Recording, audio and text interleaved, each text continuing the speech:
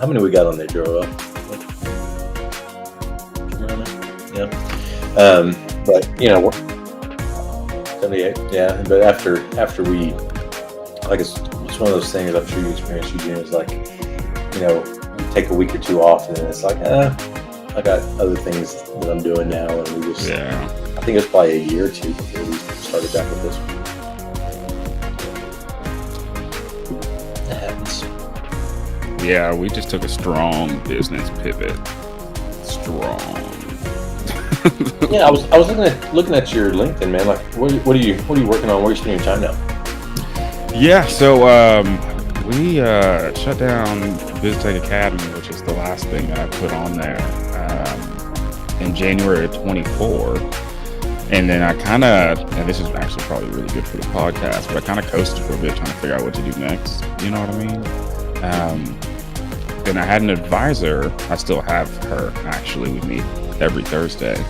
And she was like, name something that you do for free that you've always done for free or you would always do for free and that you love to do. And I was like, oh man, well, I coach baseball, man. That's what we love to do, And she's like, all right, make that a business. And I was like, okay. So I sat for like a good month just trying to figure out what to do. And, I stumbled into giving those generic lessons and things like that. And I actually got approached by one of the dads of the kids I was giving lessons to. And he was like, man, you want to start this? You should open a new facility. Because we were talking about, the downsides. I wish we could train here or do it like this, or this would be more efficient and effective. He was like, hey, you should open up this facility. And I was like, yeah, dude, I'll think about it, but probably not. Yeah. But I sat down and thought about it, talked with some other coaches in the area about what the need was, talked to some more parents, and it started to seem really apparent what the area and what students or athletes were really needing from the baseball side. So yeah, that's what we're building now. It gets a little bit more technical, but we'll save that for some podcast time. Yeah, man. I think it's kind of interesting. Yeah.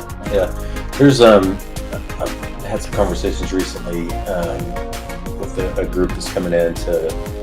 The end goal is ultimately they want to add a large, 50,000 plus square foot like volleyball, basketball like tournament facility. Right, big demand of those things, like indoor soccer as well. But they're starting with I would say competitive like D1 training, like a sports training facility, and we got involved on their capital raise and some other things. But yeah, man, huge demand for it, especially in this market. A lot of families with kids that are sports age and they have the money to spend on the training. So the thing is, there are a lot of parents who really want to invest, and they already spend the money on guessing a lot of the time. And so how can we make that guess a little bit more sound and pose the reasoning behind it, and then provide them with the people who can actually teach these skills that we're requiring as coaches. Yeah. I think that volleyball is next, because there's no places to really train outside unless you're a part of a club team. Yeah. I know volleyball instructors, just random coaches or whatnot, who are just like, yeah, I'd give more lessons if I had a location, but I don't. Yeah, I mean, it's... We're using boys and girls clubs. Like, my daughter's a junior at Bentonville High, and she plays. And really? They're, like, commandeering the boys and girls clubs at night, like... Want to find anywhere, yeah. Yeah. And she's on a club team. Does she travel a lot for that?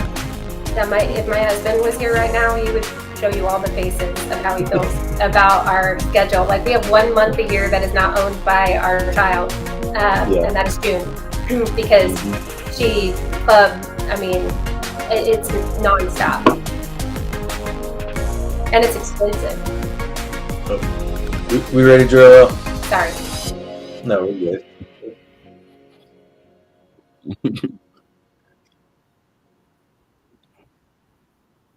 Go for it. Hey, there's Austin. What's up, man? No time like the present, Austin. You made a great entrance, dude. We were counting down, man.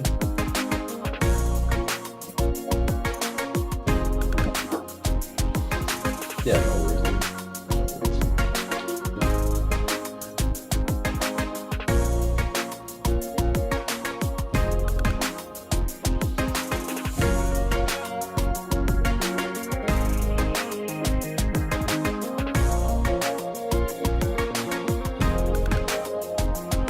Sound okay? Okay. All right. Good deal.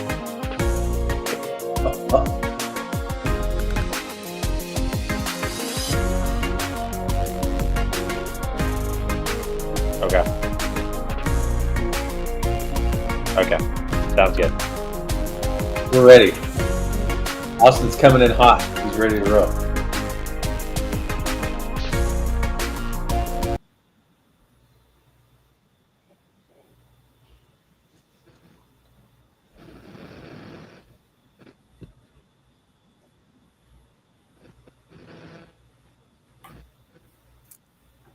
All right. Well, hello, everyone, and welcome to the 41st episode. Jero has assured me this is the 41st. I think we went straight from 31 to 41. But 41st episode of the Business is Effing Hard podcast. Super excited. I thought this was going to be like a Northwest Arkansas episode, and then Austin's coming in out of the East Coast here for us. So we're so glad he joined us. But got an awesome group of folks today. We got 3 people that want to share a little bit about what they're doing and what's kicking their butt. So we'll dive into that. But as usual, we'll do a little round robin intro. And so, Eugene, if you don't mind, just give us 60 to 120 seconds of where you're at, what you're working on, and kind of, anything that you feel is important to highlight the conversation today. Awesome. Yeah. So I'm Eugene Calhoun. I'm in Northwest Arkansas, specifically the Centerton, so Bentonville area. I'm the founder of Training Athletic Performance, DBA TAP Athletes. What we're doing is focusing on the defensive side of baseball training for youth athletes to try to help them to make high school and future collegiate rosters. So what we're doing is really trying to focus on the analytical side and the metric side of the training, and trying to create an AI that will review a video that the athlete pushes through and produce a plan and some drills that will help them to perform better. Then they'll reassess and then keep training like that. Hopefully all that brings them into our facility where we get to train them one-on-one and really dive into the nuts and bolts of baseball development. That's awesome, man. Eugene, I'm glad you're here. Glad you're taking time to spend a little afternoon with us on Friday, man. Yeah, I dig it. Love to be here. Yeah. Who wants to go next? Ladies first. Okay, I'll go. I'm Mariah Newman, and I live, I'm basically Eugene's neighbor, but I live in Bella Vista, Arkansas, Northwest Arkansas, little bubble. Super excited to be here today, and I am in my first leg of entrepreneurship. So just left corporate life about a month ago, and have ventured into the heart work or the soul work.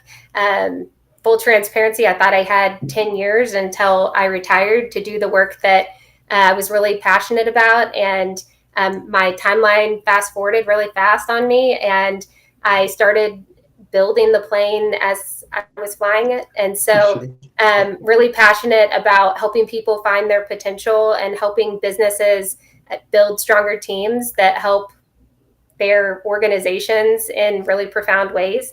And it's just starting to kickstart. We've got a lot of really good things happening, but really excited to do the work that I've always wanted to do. And all my experiences have kind of aligned with to set me up to do it really well. So awesome. Yeah. Mariah, we're so glad you joined us, and good for you being 30 days in and like taking time to do a podcast and talk about things, right? Like, I think every time I'm 30 days into something, I'm trying to, not cry and don't want to tell anybody about how bad I'm sucking. So I appreciate you jumping on. You got it. You got it. Yeah. Absolutely. Austin, dude, so glad you're here, man. Glad you made it on in time. I think you're the only one not hanging out in Northwest Arkansas. So tell us where you're at, what you're working on. Yeah, I'm in Eastern North Carolina, New Bern specifically, if you know where that is, little river town. So I am the founder and CEO of Mint Start Home Solutions. It's a national, or we're starting to try to grow into a national real estate investment company. Um, the most important thing that we're doing is we're very passionate about trying to create homeowners, and how we do that is primarily, number one is through our lease purchase program, where we fix their credit, we take them in, we advise them, we handhold them. I mean, we've dealt with people that, identity theft, you name it, self-employment, divorce, bankruptcy, we fix all of it. And usually try to get them, to get a loan, become a homeowner in the house within 1 year. So that's our primary thing. We also do that through loan assumptions and taking over loans and seller financing as well. So we use multiple strategies, work with multiple people on that end. But yeah, that's what we do in North and South Carolina with my partner. And then we also have the secondary part of the business is where we have affiliates that we coach, train, and mentor to kind of do that same business. Really cool, man. Really cool. How long have you been doing that, Austin? Well, we started it about 8 months ago, but it's not uncharted territory. Like last time, actually, like that Calvin and I spoke was about 4 years ago, and I was with a company called Little Pink Houses of America. I was an affiliate myself, running 2 territories, and I was also coaching and mentoring for them. And last year, I finally hit the wall of like, you know what, company wasn't going the way I wanted it to. And I just wanted to fully run my own ship, have our own brand. And so that's when we left. So nothing has really changed a lot in what we do. It's just doing it in our own, our own way and our own brand. So yeah, awesome, man. Well, glad you taking the time to jump on with this. So we'll dive into the conversation here. As everyone who's listened to this before knows, we're focused on the hard things, right? What's kicking our butt right now, and just sharing those stories and making sure that there's an open dialogue of like, hey, we don't have it all figured out. We don't know the right answer all the time and things like that. And like, that's okay, right? It's part of the journey and part of the challenge of being an entrepreneur. And so that's what we're trying to focus on today. So Eugene, why don't you kick us off here, man? You're sounds like you're pivoting and doing some new things right now. And so what's the challenge that you're dealing with? What's kicking your butt nowadays? The thing that's happening right now, dude, I am really struggling with business formation. It's actually one of the biggest. That's why I had a meeting with some lawyers in Fayetteville today. So this is my second venture. First one, up in flames. We can talk about it later in a little bit. Up in flames, but a lot of knowledge from that going this way, right? And so this wasn't the business I have now. Tap Athletes isn't one that I kind of sat up and like had a great idea, and I was like, let's work on this and see what happens. Someone told me to build this, and I've just I started validating. And like, hey, does this work? Does that work? What do people want? I actually took those steps that people tell you to take, and talking to people, which is one of my big mistakes from the last one. And so I started to get some of those feeler validations. And so then we started to test different assumptions on pricing and different offerings and services, and things started to work. And I told myself, this go around, I am not going to focus on legals, and I'm not going to focus on building my pitch deck, and I'm not going to focus on having a big financial workbook or anything like that. We are just going to do things that truly move the needle for the business. And now that we started to do that, we have an investor who wants to obviously invest, but we had very shaky foundations business wise. And so, I originally thought, I was like, hey, let's just do an LLC. Let's just get something going. LLC this up, easy day, whatever. Then investor comes around. I'm like, okay, we need to transfer. We need to become a C Corp. And so I applied for a new EIN. It was the same name, just, apostrophes or commas and things like that. They hit me with what are they? It's an error 101. They're like, hey man, your name is too similar. You got to jump through this hoop. And I was like, okay, take this away. And literally all I did was capitalize Inc. And they're like, awesome, great. Then I tried to, so that's federal, right? But now I need to go to Delaware and I need to become a C Corp through Delaware. And I messed up the business name. It's the difference between a comma and not a comma and having Inc. all capitalized or just the I. That is throwing everything off. So I can't write a safe note yet. My business bank account got messed up because I was trying to now I got to open a new business bank account. So I was dealing with that before we jumped on here. My biggest thing right now is company formation. And then the second thing is, how do I continue to make this business sticky? Right. And so what I mean by sticky is at least 4 of us understand over the last couple of weeks, and I'm actually sure in North Carolina, you guys get a ton of rain with it being on the seaboard. So with baseball training, a lot of it happens outside. At least I would love for most of it to happen outside. But when it rains for 2 weeks in a row, and then you look at your bank account and you realize you've had no money come in because you have to continue to reschedule. Well, someone who's seeking more funding and someone who wants to build something, no revenue is no good. And so we really had to start digging into the entrepreneurial bag. But with that, I was like, this still isn't sticky. This business is just me. If I go down, the business goes down, and that's not good. And so then that's how we started to look into what can we give our customers, right? Our, customers being the parents, but obviously, the true client we're trying to serve being the athlete. How do we give them access to us all the time? And then how can we earn? And so that's where AI starts to come into play and where we start to build that. And so that's, that second really hardest one is, how do we make this thing sticky?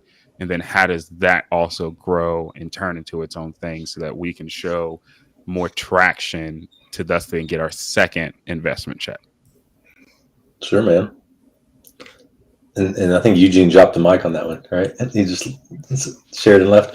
It's awesome, man. Thanks for sharing. So for sure, legal pieces, I'm sure Mariah and Austin, you guys have experienced some of those. Definitely talking on that. And it sounded like the other one is like, hey, how do we keep revenue coming through the door and keep people engaged, even if the external factors aren't necessarily there? So what do y'all's experience with that? Austin, Mariah, what do y'all think? Go ahead, Austin. Okay. Yeah, I definitely understand. Yeah, the formation thing. I mean, it's so. I feel like it's at the palm of our hands nowadays, right? With like LegalZoom and like all these different sites. Like, oh, throw up an LLC, and boom, you got an LLC really quick. And I know I'm even having to like pivot myself. Some of like, okay, how did I structure my LLC? Like, okay, especially for me in real estate, like I was just putting all my rental properties, all my businesses all under one LLC. And I'm like, wait a minute, I'm one lawsuit from like getting screwed, on all my properties and everything. So now it's like, okay, now I got to move everything over. Now it's like, now am I putting them in a land trust? Am I putting them in their own separate LLC? And, so there's that navigating thing. So I completely understand what you mean on that end. That can be a headache, and it certainly can be costly, but it's better to spend the cost right now, right, to get it right than, you're backwards and you're fighting something and now it's even more costly, right? So at least you're ahead of not running into an issue and you're working on it. And that's similar for me. We definitely learned from that last business. So I got a tax bill. The one thing that kind of really told me to turn that last business off was I got a tax bill from Delaware for $200,000. Oh my gosh. But get this, we didn't generate any revenue. And so, what ended up happening was, because I just was so, let me just click this and let me do this. And then I don't know what to submit, but I can't afford to get a CPA or anything like that. I went back into this founder mindset of what is going to move the needle financially. ignore the problems behind you. And so when that problem came right up to my face, I was like, this is bad. This is real bad. We ended up only having we got a large chunk of that taken down, but we still ended up, I still ended up paying somewhere around $50,000 in that tax year. And so that, fines, fees, penalties, things like that really started to eat up. So it's making me even more cautious now that we're generating revenue, so we should have a tax bill now. But are we doing it with help? And you mentioned LegalZoom, right? You mentioned, hey, all these resources and things that you can use. Well, even when you go through LegalZoom, if you get all of the things you need to do, it still ends up being like $900. And then you still don't know if it's truly what you need. And so thankfully, in Arkansas or in Northwest Arkansas, we have a lot of, startup business help. I just met with free legal resources earlier today. But it's scary because while you do want to move the needle with other things and not have to focus on this very legal space because it's confusing, it really can tear your business apart if you don't have some kind of foot in it and doing it correctly. And I can't even imagine with real estate how complicated that can get, because I'll get online and be like, okay, you got to have a trust. And then you got to have this kind of trust, which owns this LLC, but your LLC needs to own your C Corp, which owns your S Corp. And you're just like, you know what, dude? I don't care. I'm just going to do things illegally now because it's complicated. Yeah, for sure, man. That's tough, Eugene. Mariah, you're kind of in the same boat as Eugene. Just getting going. How have you handled the sort of the legal back end setup so far? Well, you're causing me a little bit of anxiety over here. I'm feeling like I need to start popping some Xanax or something, because I'm like, oh my God, I haven't talked to free legal resources. I haven't done the LegalZoom thing. And my story is very backwards, but, if you would have met me 6 months ago, climbing a corporate ladder, people ask me, what's your end goal? Are you trying to be a CEO? What are you trying to do? And I told most people, I'm just trying to earn as much money as I can so that I can retire in 10 years, 9 years now. And then I ended up getting laid off from my job. And I was like, why am I waiting to do, in retirement to me meant starting my own business and doing the things that I wanted to do. And I'm like, why? Why am I waiting for this? Why don't I do it now? And I came to that conclusion, I guess, when people were reaching out about different jobs and things in corporate. And I was like, I don't really want that. Yes, I can do that, but I want to do my own thing. And I created an LLC actually before I was even laid off. And I was like, why am I doing this now? It's not going to be for 10 years, but all of a sudden I have this LLC. And then when I got laid off, I created my own website. AI is amazing, by the way. And then one of my friends shared it on LinkedIn. And then all of a sudden, I have clients and I'm doing the things and I'm like, oh my goodness, what is happening? So then I had to use AI to figure out what's my payment account?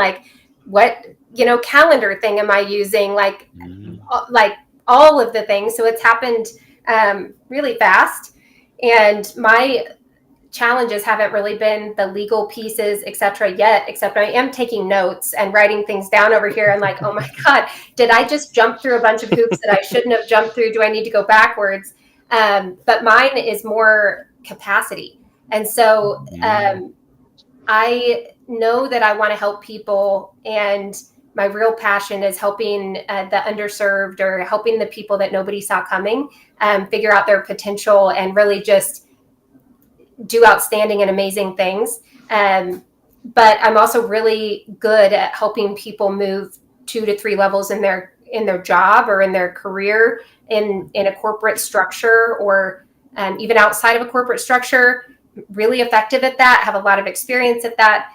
So that's where some revenue comes in. And that's where, I can get paid to do the things that I really want to do. And there's been people that have come to me since this has gone live and said, I want to be a part of this. I want to help. And one lady reached out and said, hey, I want to run a podcast for you. and do it under your name and under your brand, and we can get sponsorship and we can do all these things, and I've already got the equipment. And I'm like, okay, let's do it. And then I had another lady reach out and was like, I want to do leadership retreats under your name and under your brand and all the things. And I'm like, okay, let's do it. And then somebody else reached out and said, I want to do monthly events where we bring people together and we're helping them, like with their potential, etc. And I'm like, okay, let's do it. And so I'm like helping these people, almost like separate businesses under my umbrella, like figuring out like, how do we turn revenue and how do we, like, how do we make this profitable? And these people are committed using their passion and using the thing that they want to help us move forward. But capacity is what I come back to. You're talking about like, how do we have these different income streams? Like I've got all of that in droves, like figuring out all the pieces, but like there's one of me. And so I was mentioning earlier before we went live, I'm like running from like sun up to sundown. And my husband got me an Aura ring for my birthday. And it's literally telling me like, you need to sit down, like you need to breathe, like you're just going, because I'm having conversation after conversation. And it's exciting because I'm talking to people that are excited about the things and want to know how they can help or wanting the services, etc. But it's like, like, is the freight train, like now that I'm doing this entrepreneurship thing, is it like, does it stop or does it just like, is it always like this? Right. You guys are shaking your head. So that's a complicated question though. Cause it's like, well, first off, we'll take a pause. Congratulations on such early success. Cause that takes, look, for some people, I didn't make any revenue. I worked on one business for like 2 years and made nothing. Right. And so congratulations on making the revenue. So now the problem becomes, and I think a lot of this will probably boil down to that 80-20 principle rule thing, where you're going to have to figure out, because it sounds like you have, stream of revenue here, and here. You have to figure out which of that 20% is driving the 80, and then dive into that, making sure that the way that it sounds like you want to run your business is very much, I want to be able to do what I want to do. Right. And so your time should be filled with that. Right. And so with that, does that make that 80%? And does that make you happy? And then run into that direction. Right. Because you're still so new that, even if you run into that direction, it doesn't work, you still have these other avenues that you've already proven work. Right. They just didn't maybe, generate X amount of revenue as fast as another service did. Regardless of all that, you might have to figure out, hey, what's that 20% that's really driving 80% of the revenue? And do I personally love doing that so that I don't have to go hire out right now? Which it sounds like that's one of the, it's going to be one of those things. Do I chop or do I hire? Right. What's crazy is like, it's almost like I'm building entrepreneurs underneath of me, but it's not an MLM. Like it's not one of those pyramid scheme things. Pyramid scheme right. going. But it's like, hey, if this person right.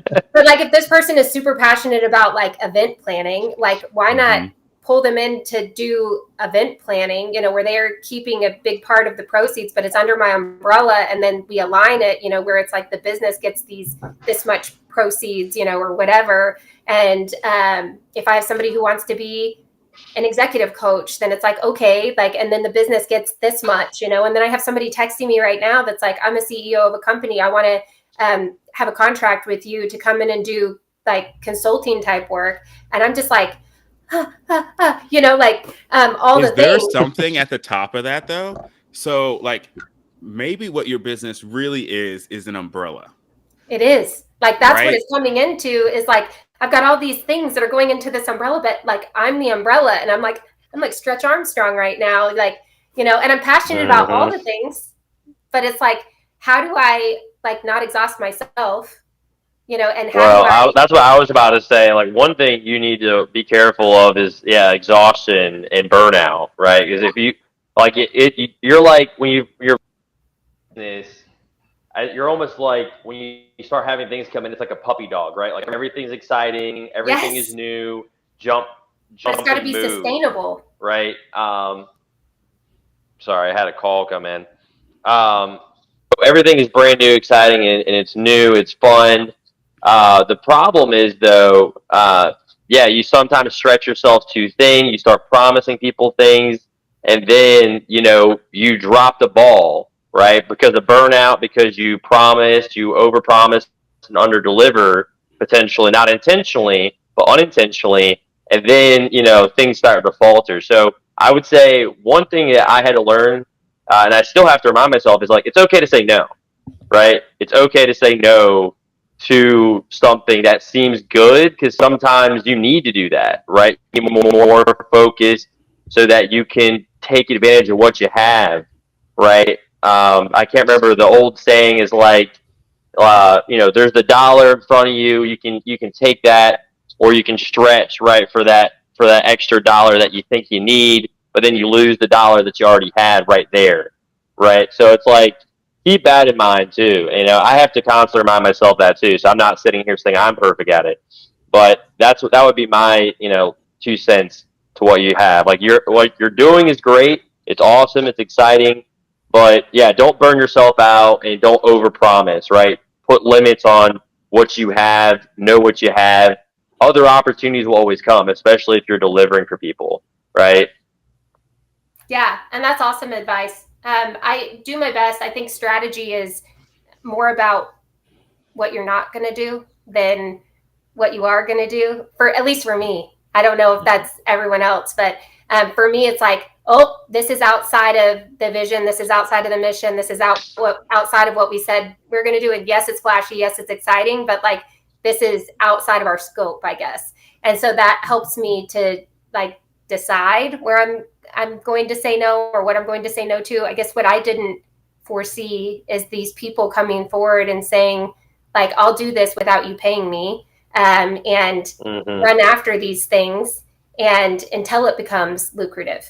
And I thought it was just going to be me, like, running after this thing that I'm passionate about. I didn't know that my passion was going to create passion for others, and that they were going to say, I want to come too, and like, let's build something together, which actually takes some of the risk out of it and fear out of it, of going it alone.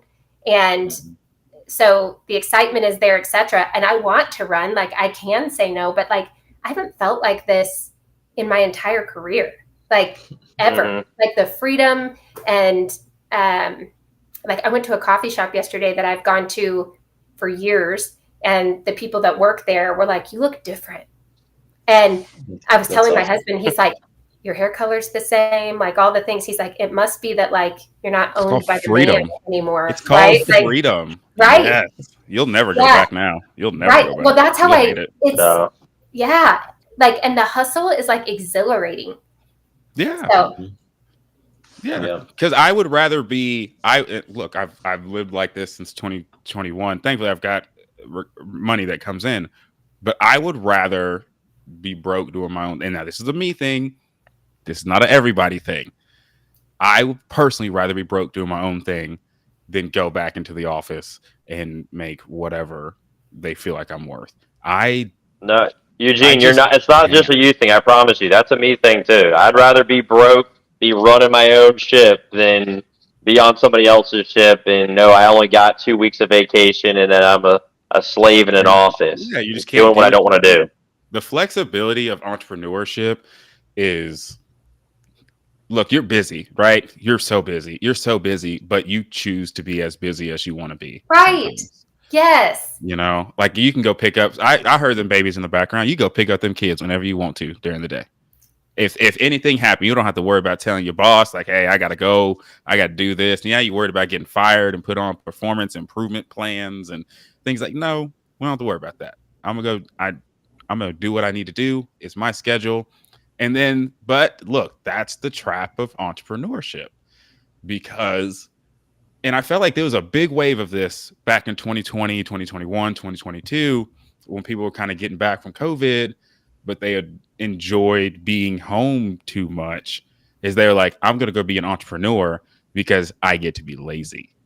And that's the big shift. That's the downside to entrepreneurship, is you get so much freedom that if you don't have the self-discipline to thus still go work and understand that you're working, but you have this newfound freedom, if you don't take care of that, well, you're going to end up broke, and now you have a gap in your resume that I promise you is going to get looked at. That's the trade-off. That's the trade-off. But what you're feeling, what everything you're radiating, your soul is on fire with freedom right now. Mm-hmm. Right. And excitement and possibility and like my childhood dreams of changing the world. It's like within reach, Yeah. So it's exciting. Absolutely. Eugene, that's great comments, man. What we talk about a lot is the responsibility of the autonomy, right? And understanding that there's both, right? And so like you absolutely, you can take as much vacation time as you want, but it's just it's not paid vacation, right? Like it's not like someone's going to pay you to not do anything, and there's really no vacation as an entrepreneur. Like we all know that, right? Mariah, one of the things that I thought about when you were talking, is it sounds like you're super passionate and hungry and like excited about everything, and that's great. Like don't shut off that valve or that window, or start saying no to things, as long as it fits into like what you want to do, right? And so like what we teach is you got to have absolute clarity in your vision, because if you don't know where you're going, you're likely to end up somewhere else, right? And so as long as like especially right now, as long as it can remotely connect to the vision and what you're doing, you'll figure out the time piece, right? And when you're passionate and when you love doing what you do and get compensated appropriately for it, like things become fun and they're a lot less like work. But I would encourage you to really look at, hey, am I going to enjoy working on this? Not am I going to make money at this, right? Because I've spent a ton of time doing a lot of things that I've made a ton of money at and hated it, right? And then like I get the most fulfillment, like my life is better and I'm just a better human being when I'm doing the things I want to do, regardless of what I'm getting paid for it, right? And so like that's how I would gauge it right now if I was you, especially knowing a little bit about your career and your journey. Like this seems like the time in your life where you get to do what you want to do, not what you have to do to step up that ladder, right? So that would be for the first time. Like it's the freedom, like it's unreal, like I'm here for it. Anything I can do to hold on to that I'm not, I'm not competing against anybody. It's just doing the work that, makes me happy and helps other people. And I don't have to do it anybody else's way. I don't have to follow somebody else's playbook or whatever. I get to design the play. And that's awesome. Yeah, absolutely. And it's a balance, right? And this, it's a balance of, hey, I get to design and do what I want to do. But, the term I use all the time is dumb tax, right? And so like a lot of people have paid the dumb tax already. And so like learn from them so you don't pay it. You pay a smaller amount, right? Like not to pick on Eugene. Eugene paid a big dumb tax at some point. Big old dummy tax, man. But like, but definitely learn from them and get that advice, because as you know already, entrepreneurs are happy to share all the good and the bad, right? That's awesome. Thanks for sharing, Mariah. Austin, it's been a great conversation. You got to close this out with what's kicking your butt right now. This will be the final thing we discuss. So yeah, the hard thing, the easy thing and the hard thing. Like when I left Pink, I had already a blueprint of like what was going wrong and what I wanted to do, and that was my passion to leave. Like I didn't want to be associated with the company because there was a lot of issues going on. But I was like, you know what? I'm going to listen to all these other affiliates, take the bad that they're kind of giving me the feedback. And I was like, oh, we can improve upon this. And we immediately did. But the problem was a lot of these people, I think, they spent a lot of money, right, on these affiliations. I mean, they were spending $30, $40, $50, $60,000, to buy into what was supposed to be a business in the box. It really wasn't. And so I think only probably 10% of the affiliates, myself included, actually made money, like actually made it work. And so I think that a lot of them were, disheartened. Obviously, a lot of them, their morale was gone. I think there was a lack of motivation. And some people just, I think, wanted to be a part of something but not really do anything. So when we started bringing some of these affiliates over, and I was, like, hey, like, don't worry about paying me anything up front. Like, don't worry about paying monthly fees. Don't worry about, like, a renewal. Like, just come on in.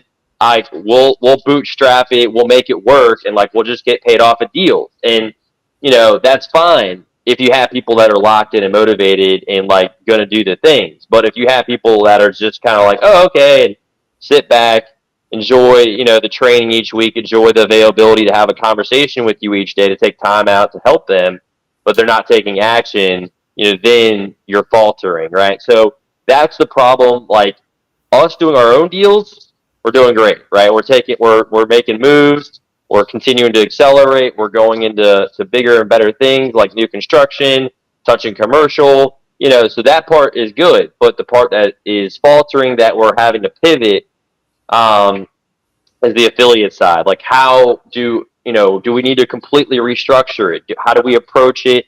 And I think part of it is accountability, and also making sure mutually, like, hey, do you want this? Like, that's what I've been doing this week. I was calling them, because I just got married a few weeks ago. And so, like, I've just been kind of getting back into the swing of things with everyone, kind of a fire underneath my butt again, like, ready to go. And, like, I'm like, hey, like, do you want this? Like, do you want this? Because if you don't want it, I don't want to make myself available, and be coaching, mentoring you, and training you each week if you don't want it. But if you want it, let me know. And, like, we're willing to, put the systems in place. We're willing to make the cold calls even for you because we have a caller. And, like, we can do the things that you need to do to support you, but, like, you need to still put some effort in, right? Like, everyone knows the saying, it's tired, but lead a horse to water, can't force them to drink, right? You can give them all the things, all the tools, all the fancy systems, but if they're not willing to put any effort in, it doesn't matter. And that's kind of the hard conversation that we've been having with some of these affiliates. And it's also coming to a realization of, like, hey, now I don't want to just, like, as much as I want to help the people that kind of, got screwed more or less from that, previous venture with Little Pink Houses. Now it's more so like, let's focus on bringing people in that really are motivated, like, that actually want to run this business, do the things right, make a difference in their local community. Those people, like, even if they had no money, I'll take them if they got some grit, right? If they got the willingness to go and drive and do things. Now, ideally, do I want a little bit of both? Yeah, like, I think, we should get some money up front, especially because, at first, usually there's not going to be a lot of volume. But go ahead, Eugene. Quick idea for you, because I know that you gotta wrap the pod soon. Quick idea for you is, it seems like you really want people as motivated as you, and we love that, right? One quick thing you probably take action on, it's obviously your hiring funnel, right? Who you're bringing in. So you if you get the right person in, you don't have to convince them as hard. You may do it yourself, do a personality test, like a Myers-Briggs personality test or something, figure out what your scores are, and then have that into your hiring process or your vetting process. So you can say, hey, this is who I am. This is kind of my style, and what I see works here. Is this person similar to me in that, some kind of personality way of showing grit, so that you can quantify or at least qualify them in a way that says, hey, I know that you're at least personality like this. I think this is a better chance of us working, so that you don't have to go through this friction on the back end and say, how do I have to motivate you? Well, hey, you got a personality report that will show you how to motivate them, but you also have a personality report that says this person doesn't need external motivation because they have it so intrinsically. And so maybe it's just refining your hiring, or however you do your affiliate looking process, might help you out. Sure. Yeah, no, I think that's a good point, Eugene. I think that this next round of us actually going after affiliates, we're certainly going to be a lot more like a heavier interview process, you want to call it. Even if someone, let's say they had money, but like you said, that personality didn't click, or they didn't seem very motivated, I don't want you, right? Like, because one, I don't want to do a disservice by you, then you're going to come back later and be like, oh, you took my money. Like, no, none of that, right? Like, I want to make sure you're good. I don't want you just because you have money, right? Because what is that doing for our brand, right? We're not building and expanding if we're not having people that are in our company in these different areas of the country that are actually doing the things. So yeah, I think that's a good idea, Eugene. I appreciate that input. Yeah. Mariah, anything to add?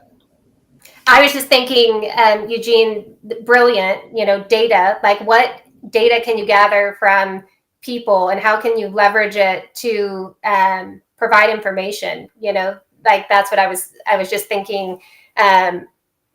What a great idea that is, because there's data everywhere, right? And whether it's on our users or whether it's employees, affiliates, whomever, how do we leverage that data to tell a story, but also to help us get smarter and make do decisions things better? Yeah.